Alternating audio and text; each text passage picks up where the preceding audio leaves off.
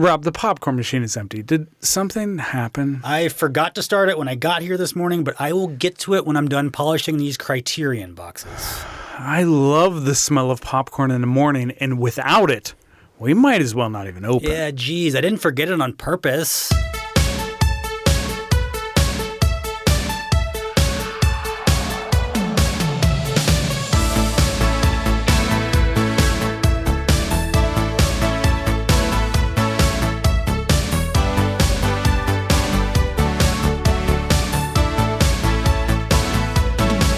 Welcome to Rewind Video. I'm Bob. I'm Rob. And we love movies. Good ones, bad ones, old ones, new ones, intentional movies, accidental classics, and everything in between. Rob, I'm in a somber mood this evening. That is a rare occurrence. It is. But I've had to update our days without an incident sign to 0. Well, we only have one digit on there. So That's true. Never gets above 9. I'm sure you noticed that the repairmen are hard at work on the old tape rewinder. Yep, they've been there all day. Yeah, there was a little mishap yesterday when I overworked it. Too many customers returned their movies at the point when the credits started rolling. And let's just say it's a good thing I replaced the old 9 volts in the smoke detectors back in 2019. Be kind. Rewind. Yes. This isn't hard. I know. We keep telling people. It's on Nobody's the front of the store. It's the name of the building. It is. You know, I wouldn't say we're prone to accidents here at Rewind Video, but they do happen. What is no accident, however, is the staff recommendation shelf. You and I have the important job, which is on top of our other important job. Many important duties. Yeah, we have a lot that we're responsible for. And it is to keep the staff recommendation shelf flush with movies that our customers deserve a chance to see. Each time we refresh the shelf, we adhere to a theme. And this week's theme is accidents. Accidents. I thought we were doing accents. But looking at my list, I think they're still gonna work out. You gotta save your Sean Connery for another day. Yeah, I'll switch a movie out here or there. We'll be fine. Yeah, so accidents. I mean, not an uncommon thing when it comes to life, funny films, and to life. Yeah. I mean, accidents do happen. Accidents do happen. Yeah. We're only human. On the road, in our lives. Yeah. In our relationships.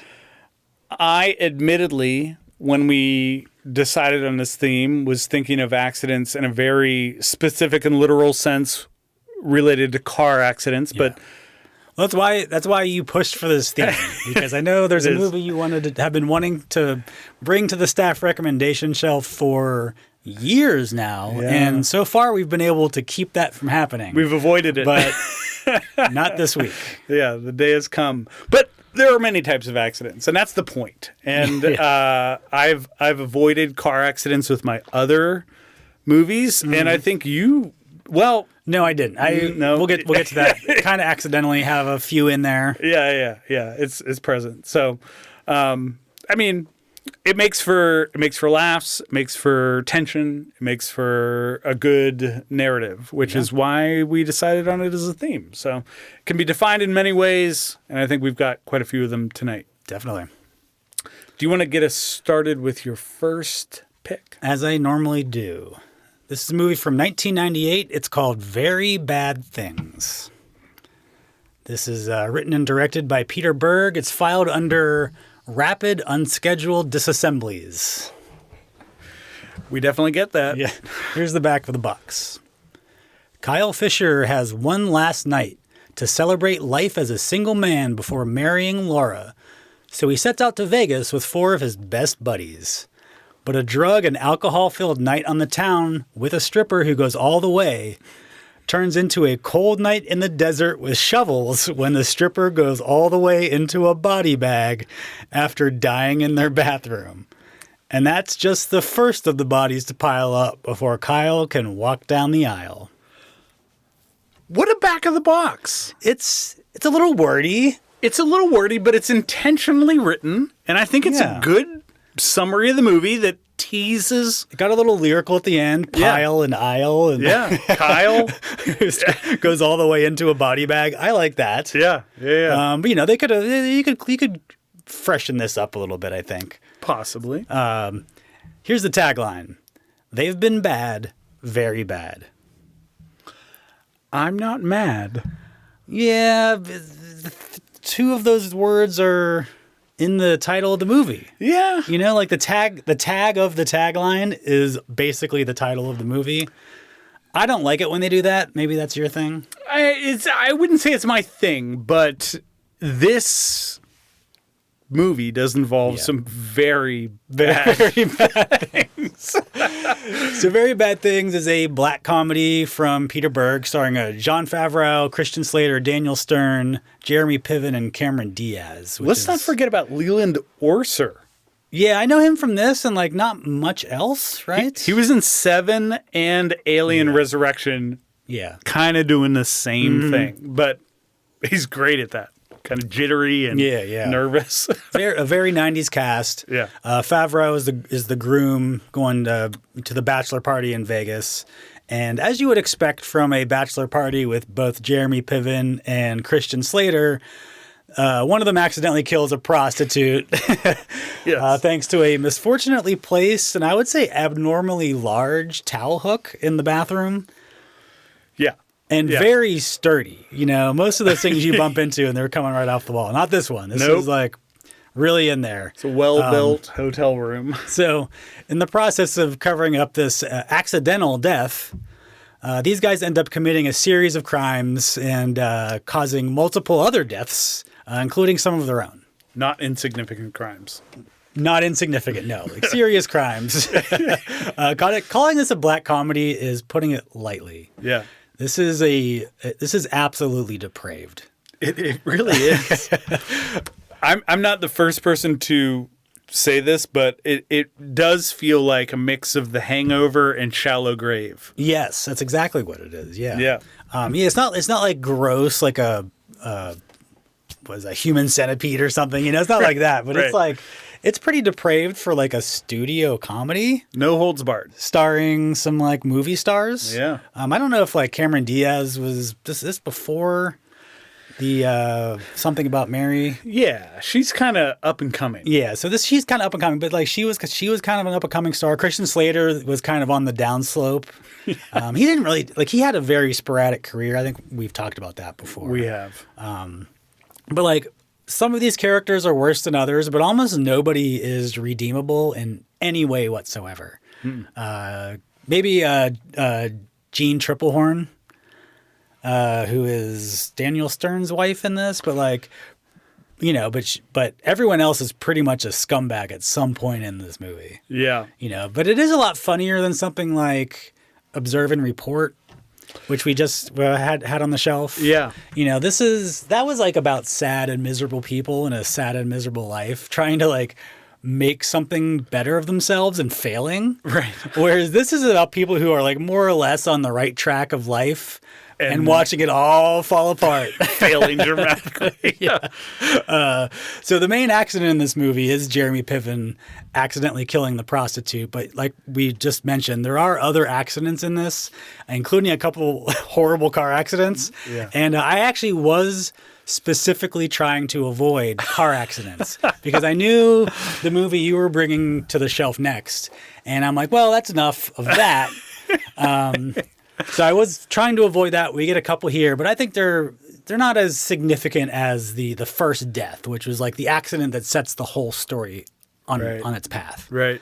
But I just love how this has the audacity to go there every single time. It does. It doesn't have, it's completely fine with antagonizing the audience. You're not going to get what you want out of any of it, really. Nothing good happens to anybody. Yeah. It just doesn't care. It just doesn't care what you think about it. Peter Berg has done interviews related to this movie and talked about how the studio was like, oh, can't we pull it back? All the way from the very end to the scenes in between. And every 5 minutes something happens that like you can't pull it back in one area and not pull it back all together. Exactly. And as an audience member, you're watching it going like, don't do that. Right. Like, no, that's not the right decision. And they keep doing like the worst thing they could be doing every time. And you just watch it happen and it sucks. But if they, I don't think this movie's a classic by any means. No. But if they had like pulled punches in this movie, I wouldn't be bringing it to the shelf. No. Right? Like that's the point of this movie. That's the joke of the movie is like they just don't give a fuck. Like no. You're going to watch these people get absolutely destroyed. Like from the outside in, like completely. It is true. There is no way these guys don't get arrested in a matter of a couple of hours.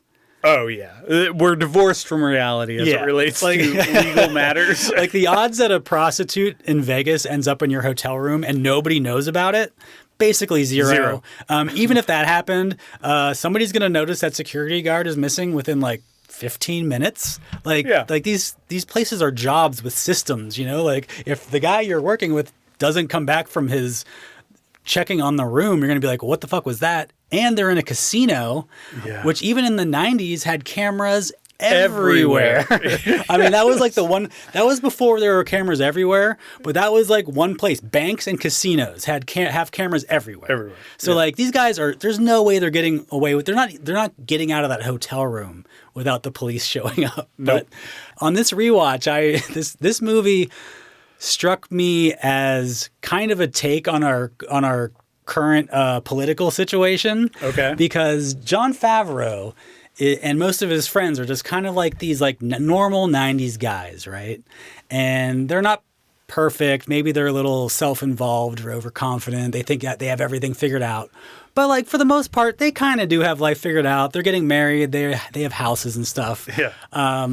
And then all of a sudden, their life is completely thrown out of balance by this like 80s cocaine psycho who like gets involved with the bachelor party, and pretty soon like their whole situation is just totally fucked up. It gets escalated by this Reagan era deal making piece of shit who inserts themselves into their world and just fucks everything up every step of the way. And it keeps getting worse.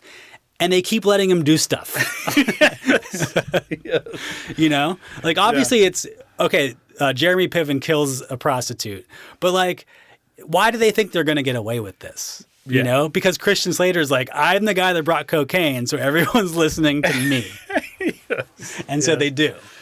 Yeah. I mean, Christian, the cat, I really like the cast in the sense that they just chose the right people for all of these parts. But Christian Slater especially is interesting here because he definitely strikes you as the type of guy that you'd be like, oh yeah, I mean I could be friends with him and I could see him being part of my bachelor party. But at the same time, he is also the guy that would be catalyzing some catastrophe. He is the guy in this situation that says, we can't call the cops. Right? Yes. And as soon as somebody says that, like, reality just skews. Yeah. And then you have to, like, follow this different, like, path of logic. As soon as you, like, buy into that concept, you've already lost. The trajectory changes. You've crossed the Rubicon. Yeah. And, like, plus Christian Slater was this...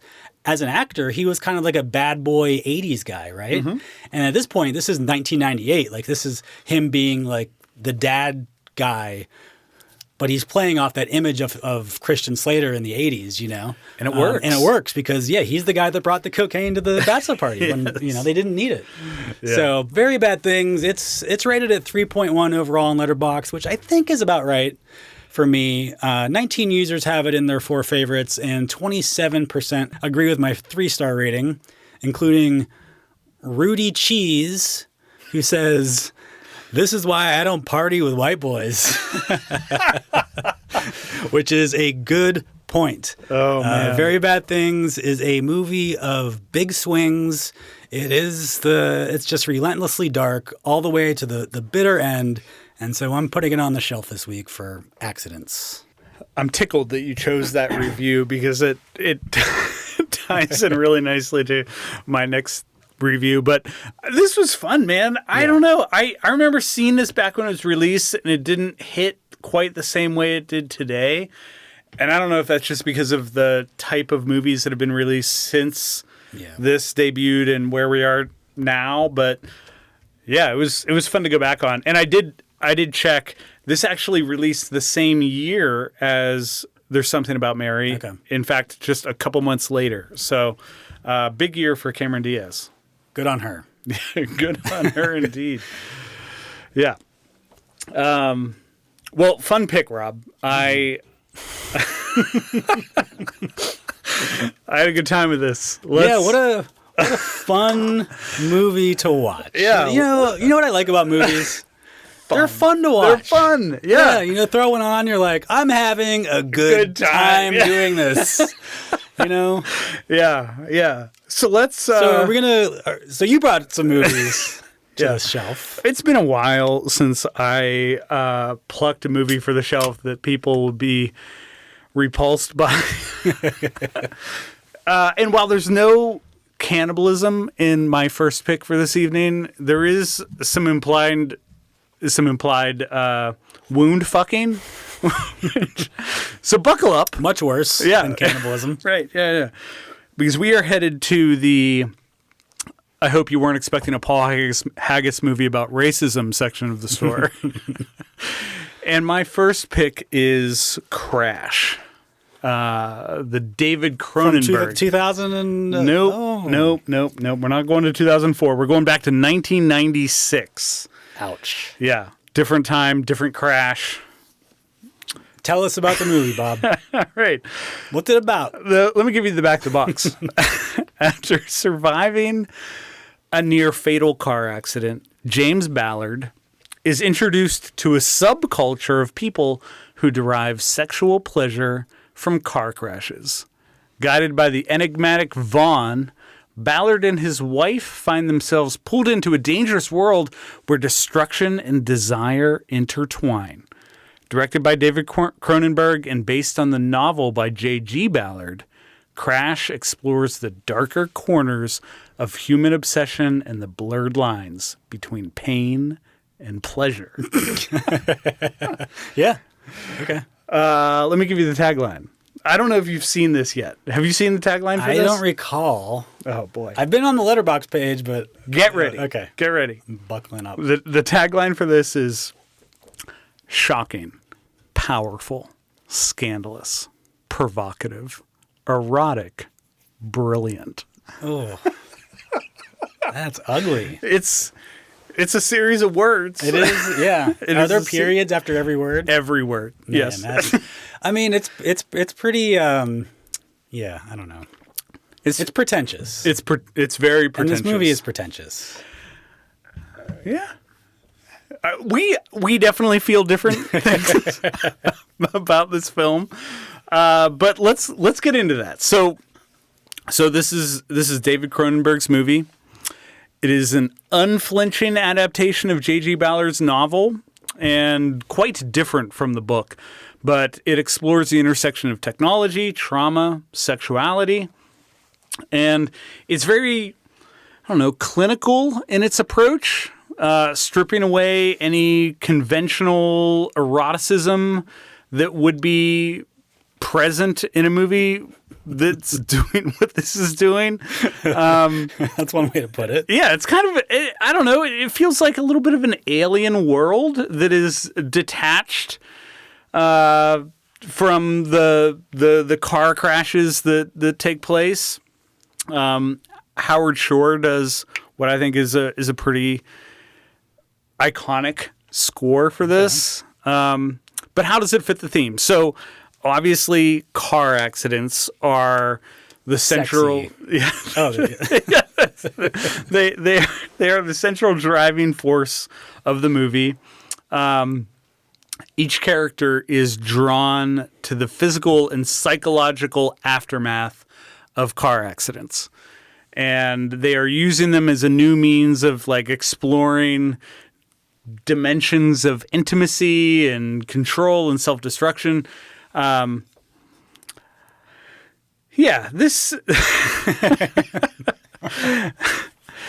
This is a divisive film. And deeply controversial upon its release. Some critics called it pretty depraved. Others hailing it as a bold piece of art. But it's definitely a piece of art. It is. I mean, yeah. You know, it's somebody had something to say. Yeah. I don't consider myself one of the people that was interested in what they were trying to say, but obviously somebody's trying to say something. So I was in the same camp as you the first time I saw this, and I left it alone for a long time, and then I came back to it, and I was like, oh, there's something here that I was missing the first time, and upon this third rewatch, especially being informed by a review that I'm gonna talk about in a moment, I've come to appreciate it even more. Okay. But you are not alone in the camp of people who find this more than unpleasant. It won the Special Jury Prize in 1996 at Cannes. President at the time, Francis Ford Coppola, was absolute. He found this movie abhorrent. Yeah, and then he made Megalopolis. Then he made Megalopolis. Yeah, but he despised it, and he refused to actually personally hand out the award for this film when it won, because it got booed and people walked out when it originally screened, and then there were people who were like, "Oh, this is brilliant." But Francis Ford Coppola was like, I won't have anything of it. That's a little silly, in my opinion. I agree. Yeah. Very petty. But, But I expect it from him, I think. But, yeah. The controversy did not stop there. This was, and still is, outright banned in Westminster, London. There was a lot of outrage from, conservative groups, and they were like, we can't show this. People are going to copycat this, and it was never shown there. It's still outlawed there. It ended up getting an NC-17 rating in the United States. Ted Turner himself was fighting staunchly to keep this from being released, which is ironic from the guy who married Barbarella, but he wanted nothing to do with this, but it finally made its way to theaters and did not do well, mostly because it got very limited airtime in theaters. I mean, this was not going to do well. No, this is not a movie. Even if it released everywhere, it was never going to do well at the box office. Yeah. This is not a movie for mainstream audiences. It's not. It's just. I almost was expecting it to be weirder. I don't know how. I thought it was going to be grosser in some way. Not that there isn't some gross parts of it, but I thought it was going to be more off-putting in a gross way. And for me, it was just off-putting going these fucking, I don't like anything these people are doing. I didn't like any of the characters. Yeah. I definitely had some laughs because almost from I can't believe this movie thinks that thinks that an audience is going to be okay or believe this. You know what I mean? Yeah. So I was more laughing at it, but I wasn't sure if maybe Cronenberg was going for some of those laughs. He was. And I mean, J.G. Ballard with his book was definitely doing something similar. And the book is, again, very different from the movie. But yeah, this is a very sexual movie, but not sexy in how it's sexual. Yeah, it's like reading an article in Psychology Weekly or something. Yes. About these people, it's not. There's nothing sexy about this movie. Yeah, I mean, it's definitely about people that are kind of emotionally barren and unable to find pleasure in conventional means, and so they're exploring new ways to please themselves. But yeah, I think that it explores obsession and alienation in interesting ways, but I want to cite Roger Ebert's review because he was alive at the time and said something about it that I think is especially relevant today. And so he gave this 3.5 out of 4 stars, and he said, Crash is about characters entranced by a sexual fetish that, in fact, no one has. Cronenberg has made a movie that is pornographic in form, but not in result. Crash is like a porno made by a computer. It downloads gigabytes of information about sex, it discovers our love affair with cars, and it combines them in a mistaken algorithm. The result is challenging, courageous, and original. I admired it, although I cannot say I liked it. And That's a great way to put it. It is a great way to put it. Like, I especially now where AI is as prevalent as it is, I feel like this is very much similar to what AI would think we would be interested in. Like it's like a combination of like our obsession with one thing and another thing, and then it results in something that's like distasteful. And that's why, like, I think when I was laughing at it, it kind of is in the same way I would laugh at an AI video. Mm-hmm. Like, remember those AI videos when they've like from like last year of make a fast food commercial, and it would just be like blobs of burgers and people with like big smiling faces and shoving burgers in their face. But it was like, it didn't look real, but it kind of like, you kind of got like the sense of it. But like you had to laugh because you're like, why would this stupid computer think that we would think that looks like people? Right. And like, to me, I'm watching this movie. I'm like, why would Cronenberg think that humans would want to see any of this on screen? You know what I mean? Right. And that's why it would strike me as funny sometimes, going like, what? Like it doesn't even make sense in the logic of the movie, do you know?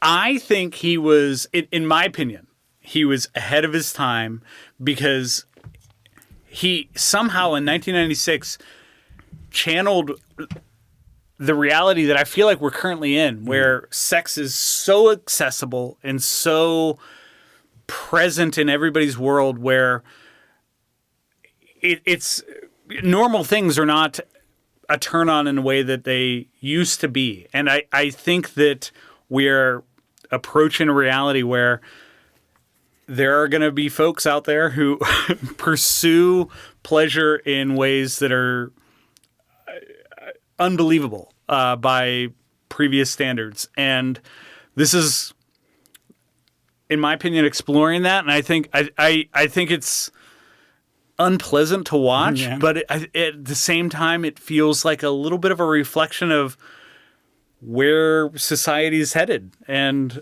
I find that fascinating. I don't disagree with any of that. Again, interesting idea. Yeah.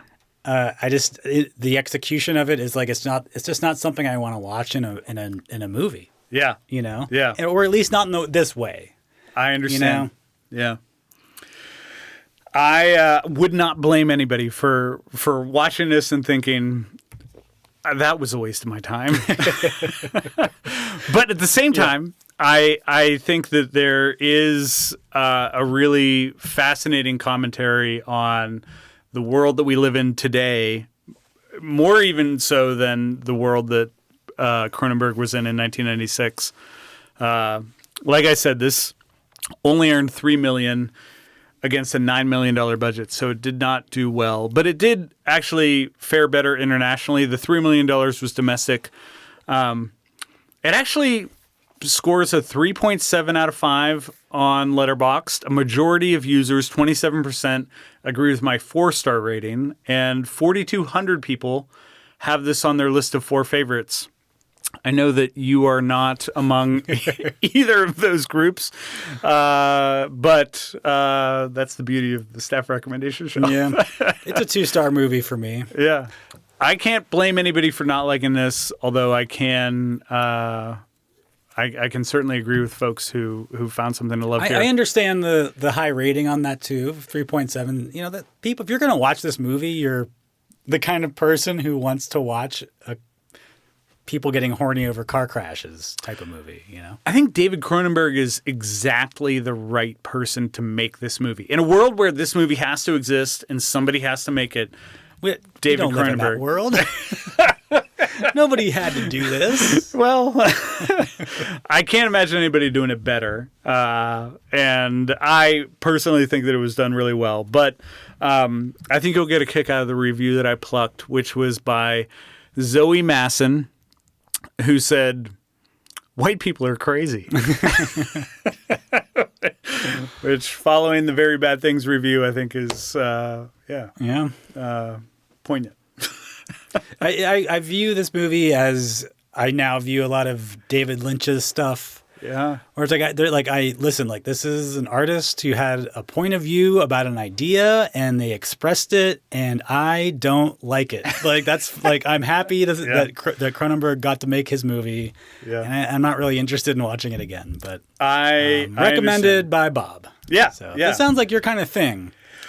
Well, you know, I have a feeling the people for whom getting horny over car crash movies are a thing. Yeah. They probably know about this movie. They probably do. Yeah. I can't imagine this would be a surprise for those folks. I don't get horny over car crash movies, but I'm fascinated by the world that exists where people do. Yes. And so I'm putting it on the shelf. All right. It's our first accident movie for me. Oh, that's fantastic. Okay. Yeah. I'm going to take us to the year of 2001. The movie is Zoolander.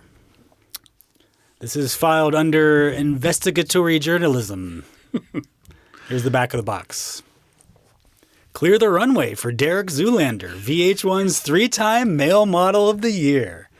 His face falls when hippie chic Hansel scooters in to steal this year's award. The evil fashion guru Magatu seizes the opportunity to turn Derek into a killing machine. It's a well-designed conspiracy, and only with the help of Hansel and a few well-chosen accessories, like Matilda, can Derek make the world safe for male models everywhere. No, that's not what it is. No. It kind of starts out as like teen beat style. Yeah. And then the last paragraph is like, I don't know, throw a bunch of stuff in there about some other characters. Yeah, that kind of threw me for a loop. I don't know if that's a good summary of the movie, but great film. Tagline, 3% body fat, 1% brain activity. That's pretty good. That's good. That's good. You get a joke in there. Yeah. So Zoolander is Ben Stiller's satire of the fashion industry about a male model turned Manchurian candidate who is brainwashed into assassinating the president of Malaysia, who is ending child labor in his country, which would apparently destroy the fashion industry. Right. This is Ben Stiller's 4th movie on the shelf. Yeah, he's right up there with Paul Verhoeven. Yeah. We had Cable Guy, Tropic Thunder, Heat Vision, and Jack. Yeah. And now Zoolander. So he's actually been out of the comedy scene for a while. Yeah. Which is a shame. It's a shame. Zoolander 2 was 2016. That was the last comedy he made. Yeah. So he's right. You know, these days he's doing serious television. Yeah. Like that Prison Break show and Severance, which, he's evolved a little bit.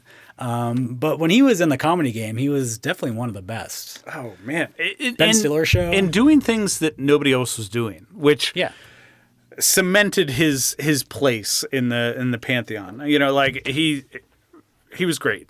He understood a certain kind of '90s irony. Mm-hmm. You know, like he understood that that voice that I think a little bit better than some other people, and it didn't work for something, but just the way he saw the media. And I mean, a lot of his movies are about show business. Yeah. But even when it didn't work, he wasn't afraid to try things, which I applaud him for. Yeah. You know, it's great that we had somebody that was willing to do that. The accident in question is when Derek and his male model friends go out for some orange mocha frappuccinos for a pick-me-up and getting some gas on the way back. They're partying, they're having a good time, throwing caution to the wind. And this leads to them eventually at the gas station having a gas fight, like we all do. Like we all do. And they're having such a good time. They don't really they're not really paying attention to what they do. And one of the models decides to light a cigarette, which causes a horrible explosion, and they all die in this accident, except for Derek, who is who walks away for a second. This is our third movie with car accidents. Well, I don't consider this a car accident. This is a gas accident that involved a car. I feel like it's a car accident, but I'm not mad at that. Yeah. But this is one of the funniest parts of the movie, I think. It's hilarious. The look on the guy's face as he's about to light that cigarette, I've never been able to get that out of my head. It's just like that, like, hey, bro, I'm about to light a cigarette, and just kaboom. Yeah. So Stiller was on the Conan O'Brien podcast pretty recently, I think. Okay. And he was talking about this scene because I guess he's going back and looking at some behind the scenes stuff for a documentary that he's making for something. And he was saying he went back and looked at the original version or the original cut of this scene, and what they did was they'd focus as the fire gets started, they focus on each of the models. He said the scene was like at least a minute or two longer than it is now. And he's like, and we just like focused on them like catching on fire and burning to death one by one. I want to see that. I want to see that. It might be out there somewhere. I'm not really sure. But ultimately, they decided that it was better to not show that. It just wasn't as funny to watch these people burn to death. But I just thought that was so funny. Yeah, I was like, I really amazing. want to see that version. Yeah. They at least tried it. Let's like really get in there and watch watch them burn to death. So this is definitely one of my favorite comedies from this era, like no doubt. It's just ridiculous. It's absurd. It's funny because we've talked before about how comedies sometimes just don't hold up. Yeah, and this somehow still is as funny today as it was back then. It just finds its place and retains its humor like few comedies do. Is it possible that comedies do hold up? Maybe we should. Maybe the good ones do. Maybe the good ones do. Like, I don't know. Like, we live in an era without comedies. Yeah. Guys like Ben Stiller are doing serious TV shows, and Seth Rogen's doing TV shows now or movies, but like even they're not really comedies. People who used to do comedies don't do comedies anymore, even if they're still in the business. Nobody new is coming along and doing comedies. So like maybe is it because we don't have comedies? I don't know. We're going to revisit this topic tonight. And I think you're right. Comedy is definitely different today than it was back when this was released. But yeah, perhaps the ones that hit when they were released still hit.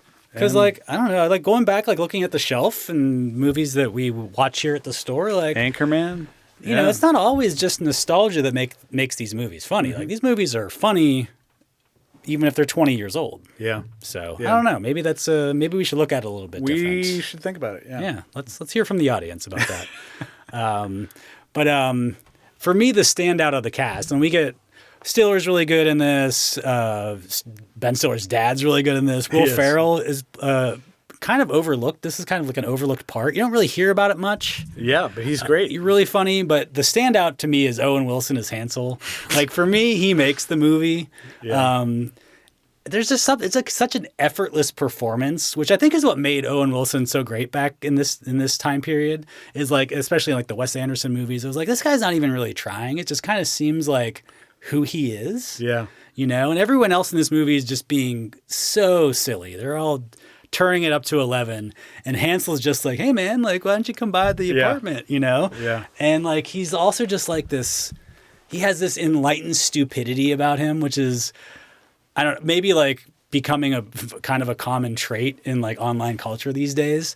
But there's something about this, like this aloofness about him, like that, the gag with him, like bringing the loaf of bread out, or just like him riding around on the scooter. Like, I don't know, like that's the kind of shit that makes this movie for me. Yeah. Yeah. He's great. I mean, there's, even though it's a very different part, there's something similar about the role that he plays in Heat Vision and Jack that is just as funny. And I don't know, the comedies that he was in from this era, such as Wedding Crashers, I think where it works, they tapped into that quality of Owen Wilson that was just right for who he is as a person. And this is one of those movies. Definitely. You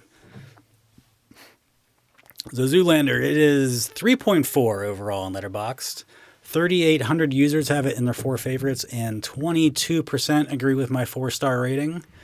including Annalisa, who says in her review, the walk-off scene is like there was an even gayer version of Fight Club.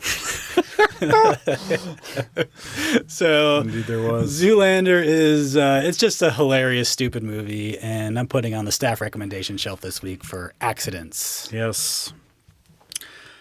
Well, let's get away from car accidents. Okay. Happily. You're right. I am going to the when the rubber doesn't meet the road section of the store, which is also where the movie Never, Rarely, Sometimes, Always lives. Yeah. And I'm choosing Obvious Child from 2014. Rob, this is a movie that I was certain that I've recommended in the past. It's kind of a mix of a couple movies. It is. Sometimes, rarely, always, never, and also what was the one Big Sick? I think was something. Yeah, it's kind of like There's that. a little bit of that. Wasn't he a comedian in that? Yes, it's got elements of both of those films, but it is indeed different. And here is the back of the box. Donna Stern is a struggling stand-up comedian whose life takes an unexpected turn when a drunken one-night stand results in an unplanned pregnancy. With her career at a standstill and personal life in turmoil, Donna must navigate complexities of relationships, responsibility, and self-discovery, all while maintaining her sharp sense of humor. Tagline, there is not one. Which, cool. I'm always, okay with that. Yeah, always better than a bad one, which we often get. Mm-hmm. So this is a dramedy that tackles the subject of an unplanned pregnancy with honesty, humor, and heart. It's directed by Gillian Robespierre, and it's an expansion of her 2009 short film of the same name, which offers a refreshing take on a topic often treated with melodrama in cinema, which is obviously abortion. So Jenny Slate shines in a lead role. She's she's the Donna character. We also get Jake Lacey as Max. Most people will remember him from stints in The Office and White Lotus. And then Gabby Hoffman is also here as Donna's fiercely loyal friend. So how does it fit the theme? At its core, Obvious Child is about dealing with an accident, which is an unplanned pregnancy. Yeah. One that upends the protagonists. Didn't happen in a car. No, it didn't. It was actually very few cars involved in this movie, given that it's taking place in New York and most people aren't driving. I think there's an Uber or a taxi at some point, but Donna's pregnancy is unexpected, and the film follows her. She grapples with the reality of the situation. Different from traditional rom-coms that might turn an unplanned pregnancy into a catalyst for romance, this film focuses on Donna kind of making her own decisions and coming to terms with the way that, this is impacting her. And it ends up feeling pretty deeply personal and realistic. It's like one of those classic independent movies. You find an actor or comedian that has like a point of view and a voice, and you just kind of try to capture their persona in like a small personal story. Yes. Yeah. And I think that's what, and I'll get into this in a moment, but that's what I love about it. It is a small story. It takes place over a short series of weeks rather than a long trajectory for and it's just for the main basically character. her dealing with this one problem. Yeah. For the whole movie. And that's pretty much it. That's it.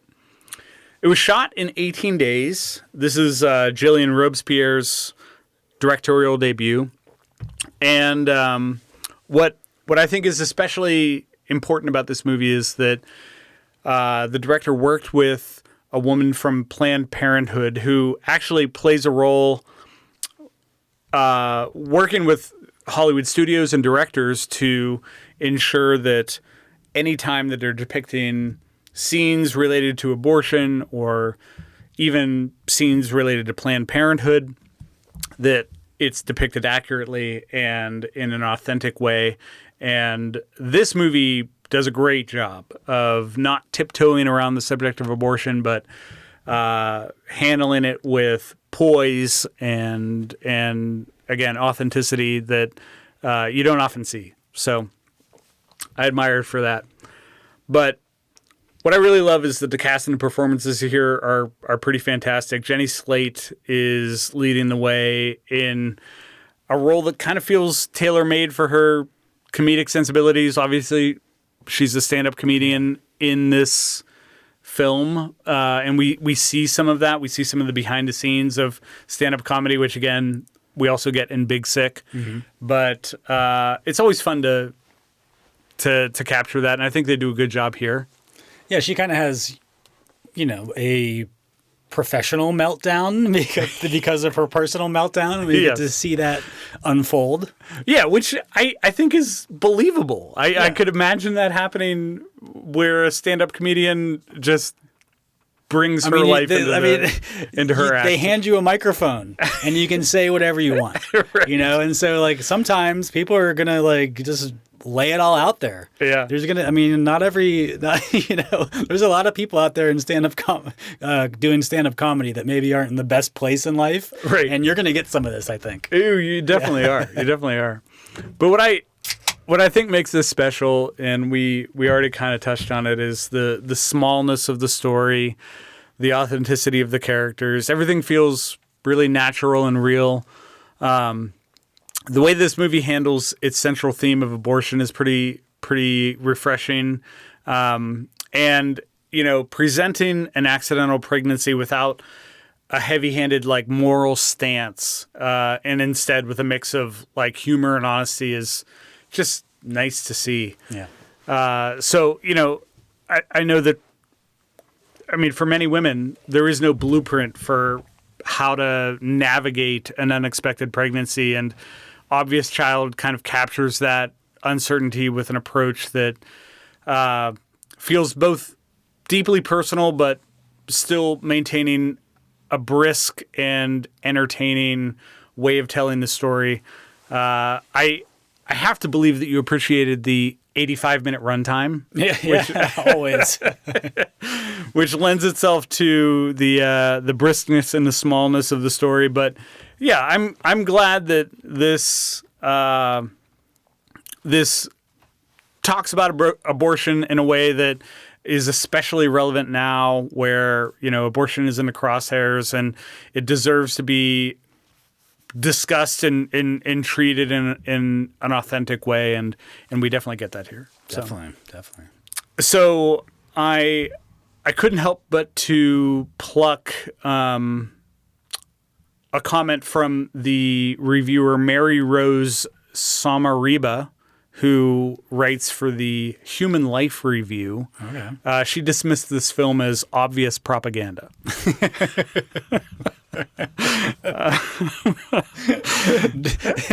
Anti-stand-up comedy propaganda. Right, anti-stand-up comedy. She probably even missed the whole abortion angle. Yeah, but yeah.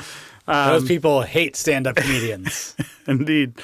This averages a 3.5 on Letterboxd. Like 27% of other users, I have this at 4 stars. There are 244 people who have this among their 4 favorites. And I plucked a review by Wudry, who said, "I love it when you watch a film and you can just tell it's not written by a man," which this one certainly isn't. All right. I'm going to bring us up to the year 2018. The movie I'm choosing is Accident Man. Accident Man. Accident Man. This is filed under Men with Purpose. I like that. Here's the back of the box. Mike Fallon, the Accident Man, is a stone-cold killer. When a loved one is murdered by his own crew, Fallon is forced to avenge the one person who actually meant something to him. Tagline, accidents happen, he can guarantee it. Fucking love that tagline. That is a great tagline. That's a great tagline. Yeah. That's a better back of the box than Zoolander had. Yeah. Yeah. It's a good back. Yeah. I mean, great tagline, although, this movie doesn't really have much to do with him being the Accident Man. No. There's not a lot of accidents. He doesn't do a lot of accidents, but he is the Accident Man. The box is firing on all cylinders. Yes, this is a great box. You got to come into the store and see this box. Yeah. So, Accident Man, it stars Scott Adkins as the hitman, who is his specialty is making his hits look like accidents, which is how he got the nickname Accident Man. It's original. I think like. Yes, I think it's a good idea for like, hey, here's a cool thing that we can use as the title of the movie, and here's the reason. Yeah. But as far as that being your calling card, right? Like wouldn't making your hits look like accidents be like pretty common for hired killers, right? Like, yeah. Would it be enough to earn a nickname for it? He's like, I'm the guy that makes it look like an accident. And all his killer buddies are probably like, yeah, like that's kind of what we're all doing, right? Like, right. Like, except for like sharpshooting or whatever, but like somehow like he's the guy that's the accident man. It's like, well, like that's usually how this is done, right? Because like they even say in the movie, he's like, yeah, 10% of all accidental deaths are actually professional hits.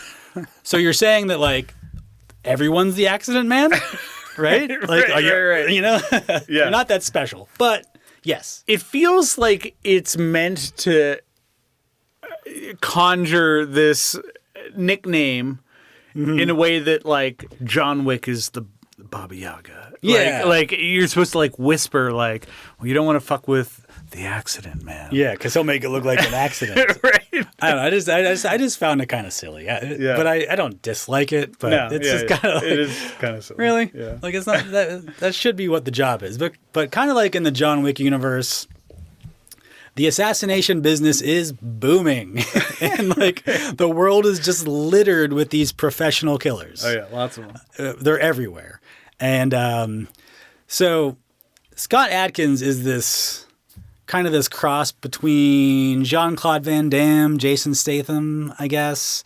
He's English.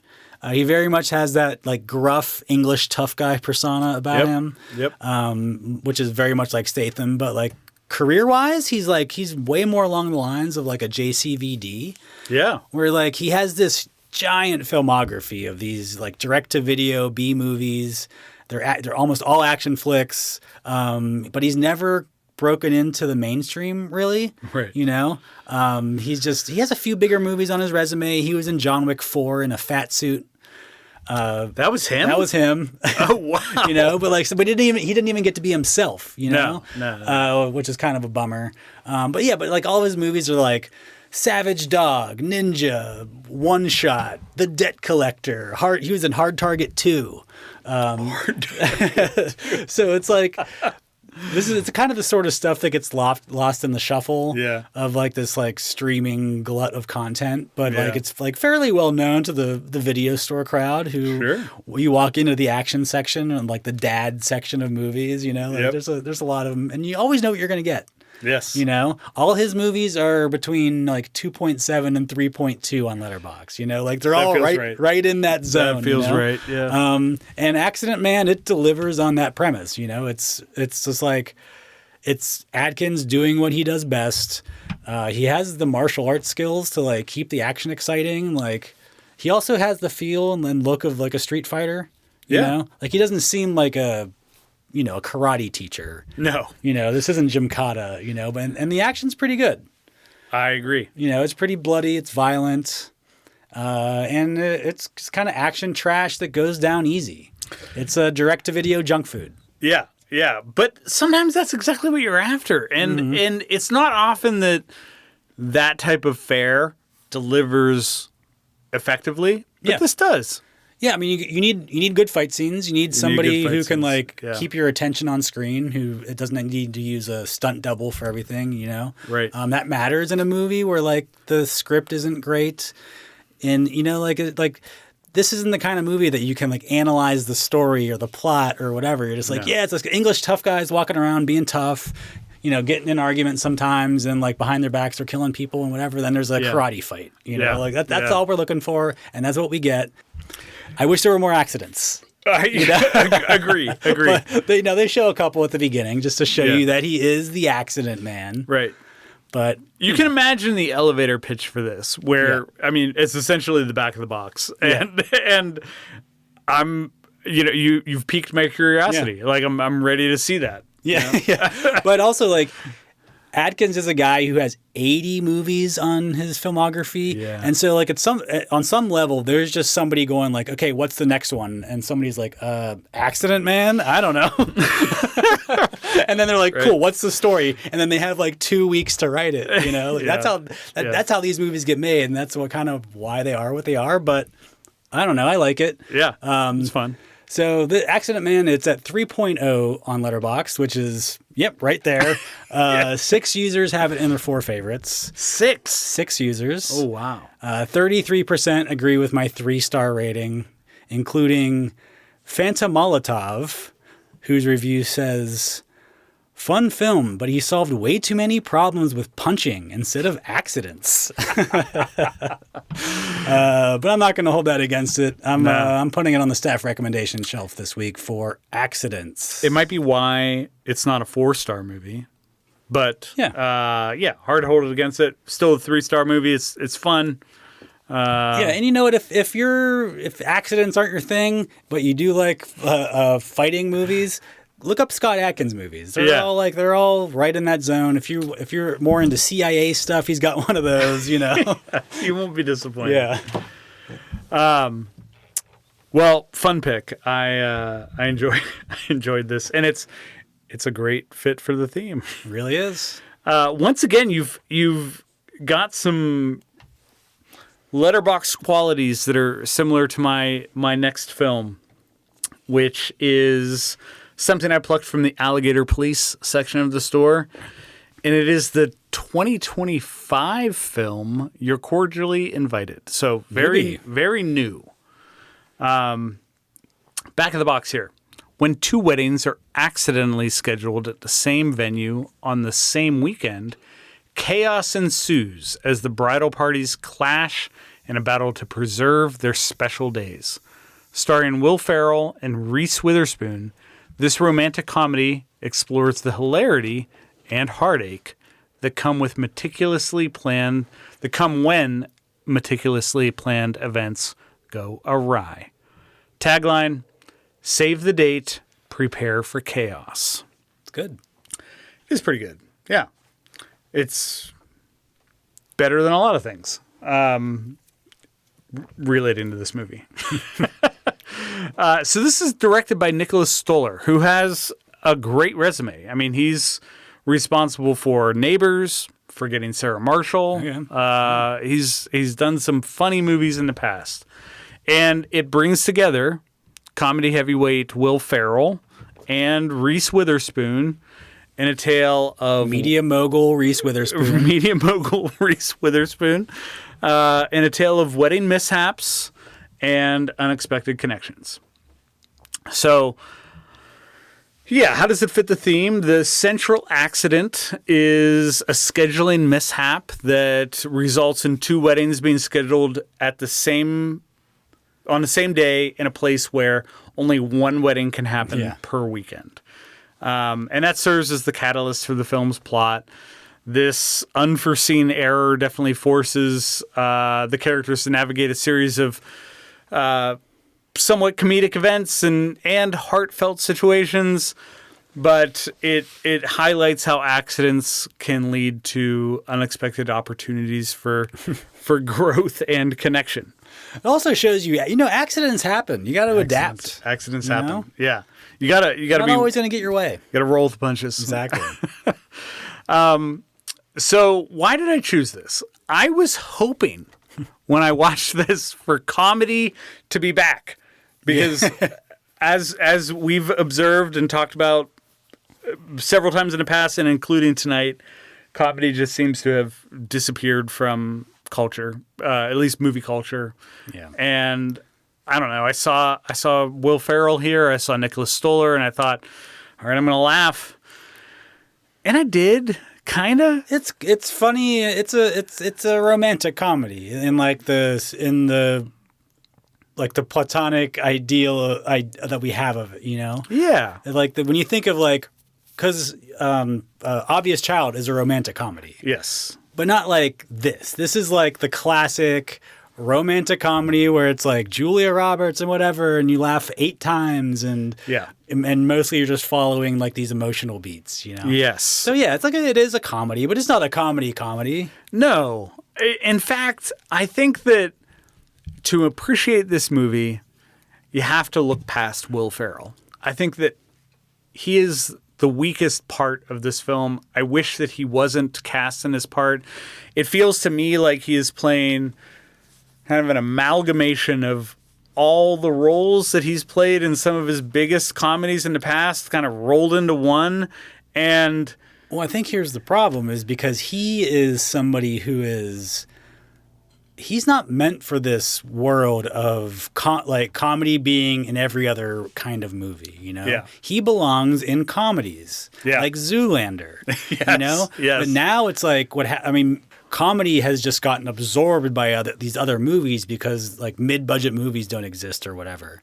And so so you're like, yeah, like we're going to make a romantic comedy. Let's make it funnier. Let's get Will Ferrell in here. And like, he just doesn't quite belong because like he belongs in something that doesn't have this much reality to it. He needs to be in something zanier. Yes. And which doesn't exist. It doesn't exist anymore. And modern comedies need to be grounded in something that people can relate to. Yeah. And, you know, when you compare this to Zoolander, like nobody can relate to Zoolander. I mean, like none of us have experience in that world, but it's fucking hilarious. And this is like, well, we've all been to weddings and things go crazy at weddings. And you know, it's also true, which I just thought of and made me kind of sad. Yeah. Will Ferrell's getting old, man. We're getting old. He is. You know, he's an old man. You know, So, like, do old people belong in comedy anyway? I'm not sure. I'm not sure that we do. Well, Jerry Something Stiller. to think about. I mean, yeah. No, you're right. And Will Ferrell is definitely getting older. He does have a love interest storyline here with Reese Witherspoon, and at first I was like, my God, this can't work in the real world. They're actually only like 9 years apart in real age, but at the same time, they have zero chemistry in this film. Like it doesn't feel like they should be in love whatsoever. So I am recommending this because I think that if you can turn a blind eye to Will Ferrell and focus on the rest of the cast, which I think is actually really solid. Jack McBrayer is great. There's Reese Witherspoon is really good. Will Ferrell's daughter is really awesome. People might recognize her from the movie Blockers. And there's a supporting cast that's really kind of checking a lot of the boxes, but there's also a more tender family movie here. Yeah, it's a crowd-pleasing 3-star movie. Yeah. I think it would be maybe better than a 3-star movie if Will Ferrell were played by a different actor. Because I think he brought a lot to this part that maybe a different actor would have done something different with. Yeah. And yeah, a lot of it doesn't work for me, but I think there's a foundation that is worth watching. I didn't mind Will Ferrell in the movie. Really? I mean, I liked him on screen. Like, I don't think there's a universe that makes I don't think there's any actor that turns this into a 4-star movie for me. Interesting. I don't think he necessarily belongs in this. Yeah. But it wasn't a turnoff. Okay. I was just like, yeah, he just seems like a goofy dad. Yeah. And he did a couple funny things. He did it. It's not, I don't want to come across like none of the jokes land, because there are definitely some scenes where Will Ferrell is awesome. Like, if you hadn't brought this to the shelf, I did watch this movie before you did. Yeah.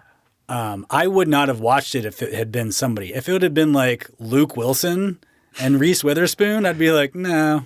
Like, the only reason I pressed play on this is because he was in it. Yeah. And it wasn't what I wanted out of a Will Ferrell comedy. Yeah. But like, it was a good watch.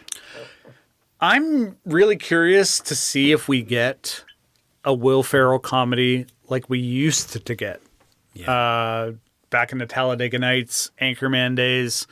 I think he can still do it. It feels like he's trying to bring some of that to this movie. But you need to bring Adam McKay back to the world of comedy. Yeah. Yeah. Or Ben Stiller. It would be nice. Yeah.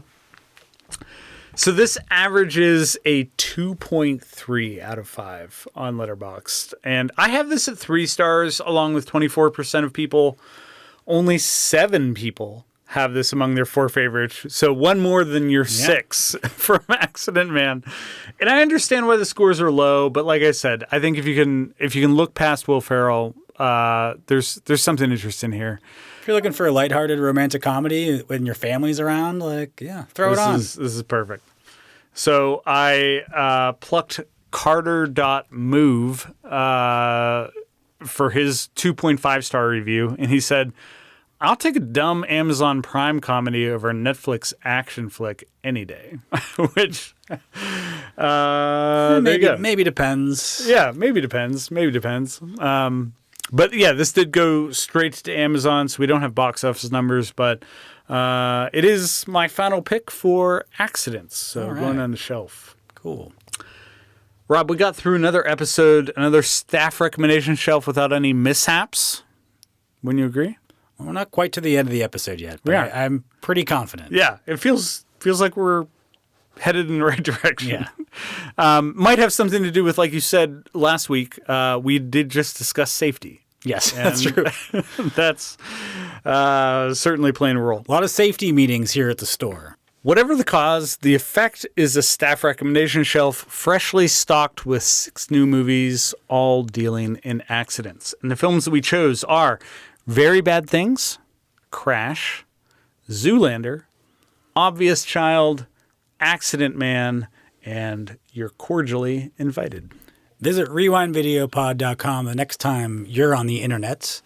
Look us up on Blue Sky or Letterboxd if social media is more your thing, or send us an email at rewindvideopod@gmail.com. And don't forget to like, follow, and share the show with your friends and family. They will thank you for that. Yeah. What a gift. Yes. You can be that friend. Yeah, you can be that friend.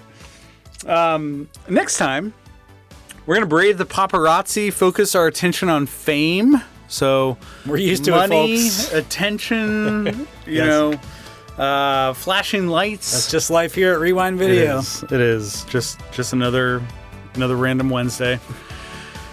We'll have 6 movies to recommend, but if you're looking for something in the meantime, feel free to hit us up for a movie to watch. And of course, we will see you next time. Be kind, recommend. Hail Satan. Satan.